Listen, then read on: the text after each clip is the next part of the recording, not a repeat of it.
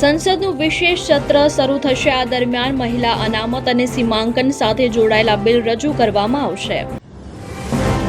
દેશની રાજધાની દિલ્હીમાં વસ્તી ગણતરીનો પ્રથમ તબક્કો શરૂ થશે.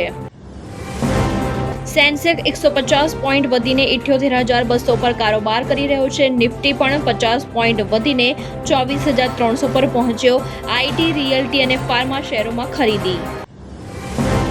ભારતને રશિયન તેલ પર અમેરિકાની છૂટ નહીં મળે. યુએસ ટ્રેઝરી સેક્રેટરીએ કહ્યું, જનરલ લાયસન્સ રિન્યુ નહીં થાય. 11 એપ્રિલ સુધી રાહત મળી હતી. તુર્કીમાં 13 વર્ષના બાળકે સ્કૂલમાં અંધાધૂંધ ફાયરિંગ કર્યું. એક શિક્ષક સહિત 9 વિદ્યાર્થીઓના મોત. હુમલાખોરે પોતાને પણ ગોળી મારી. લોકસભામાં મહિલા અનામત સુધારા સંબંધિત 3 બિલ રજૂ. અખિલેશે કહ્યું, મુસ્લિમ મહિલાઓને પણ અનામત મળશે. શાહે કહ્યું, તમે તેમને બધી જ ટિકિટ આપી દો. અમેરિકા ઈરાન વચ્ચે શાંતિ કરાર થવાની શક્યતા. 21 એપ્રિલ પહેલા ડીલ કરવાનો પ્રયાસ. ઈરાન અને પાકિસ્તાની અધિકારીઓની આજે બેઠક. રાજસ્થાન, એમપી સહિત 8 રાજ્યોમાં લૂ. અકોલા સૌથી ગરમ, પારો 44°C. વર્ધામાં ગરમીના કારણે આજે સ્કૂલ બંધ. જમ્મુ કાશ્મીર અને ઉત્તરાખંડમાં હિમવર્ષાનું એલર્ટ.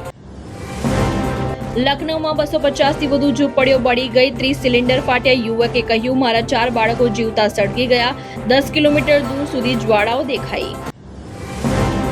સુરતમાં નકલી ઘી બનાવતી ફેક્ટરી પર રેડ. 1 કિલો શુદ્ધ ઘીમાંથી 15 કિલો ઝેર બનાવતા 2000 કિલોથી વધુ શંકાસ્પદ ઘીનો જથ્થો જપ્ત.